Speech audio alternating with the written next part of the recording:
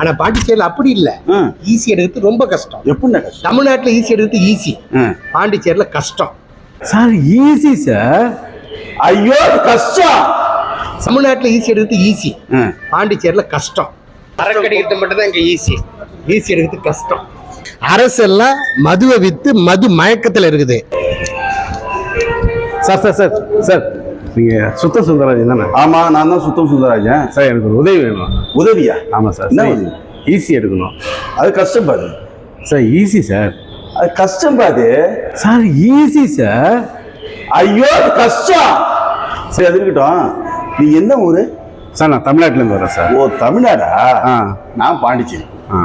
Easy உங்கள் ஊரில் வேணா ஈஸியாக இருக்கலாம், ஆனால் பாண்டிச்சேரி பொறுத்த வரைக்கும் ஈஸி கஷ்டம். ஐயோ உங்களுக்கு தெரியாதா? பாண்டிச்சேரியில் ஒரு ஈஸி எடுக்கணும்னா என்ன தெரியுங்களா பண்ணணும்?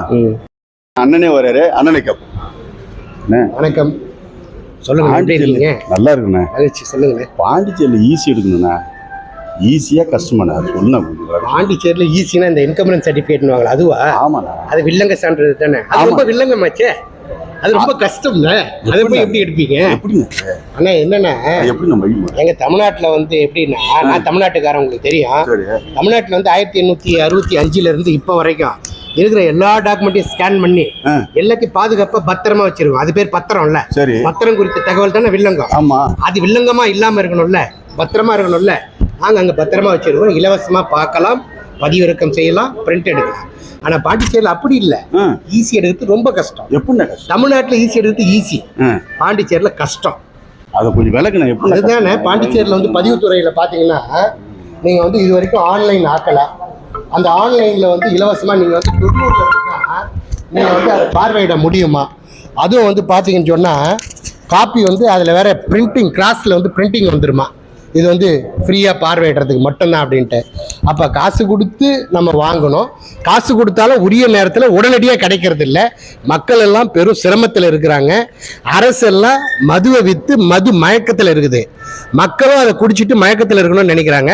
ஆனால் மக்கள் அப்படி இருக்க முடியாதுல்ல, கொஞ்சம் விழிப்போடு இருக்கணும்ல. என்னதான் பாண்டிச்சேரியில் மது விற்றாலும் இங்கே இருக்கக்கூடிய மக்கள் தான் புள்ள குடிகாரனாக இருக்கணும்னு ஆசைப்படுவானா?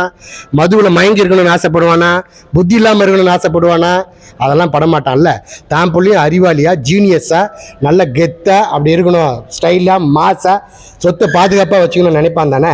அதனால் அரசு அதை பற்றி நாங்கள் பரிந்துரைச்சு இருக்கிறோம். அரசு ஈஸி எடுக்கிறது ஈஸியாக மாற்றணுன்றதான் என் ஆசை. உங்கள் ஆசையா தானே? ஆமாண்ணா. நான் என்ன பண்ணிட்டுனா ஈஸி வந்து ரொம்ப ஈஸியாக இருக்குன்னு தான் பாண்டிச்சேரி ஈஸி எடுக்கிறது அவ்வளோ சரக்கு அடிக்கிறது மட்டும் தான் இங்கே ஈஸி, ஈஸி எடுக்கிறது கஷ்டம். ரொம்ப நன்றிண்ணா. தெரியாம இருந்தது முழுசா விளக்குனீங்களா, ரொம்ப நன்றிண்ணா. வாங்கண்ணா. மக்களை தெரிஞ்சிச்சிங்களா பாண்டிச்சேரி நிலைமை? இதெல்லாம் எதுக்கு நான் சொல்றேன்? சிரிக்கிறதுக்கா? சீர்திருத்தத்துக்காக சொல்றேன். பட்டுமா? சுத்தம் சுந்தரராஜன். ஆனா பாண்டிச்சேரியில் ஈஸி எடுக்கிறது ரொம்ப கஷ்டம்.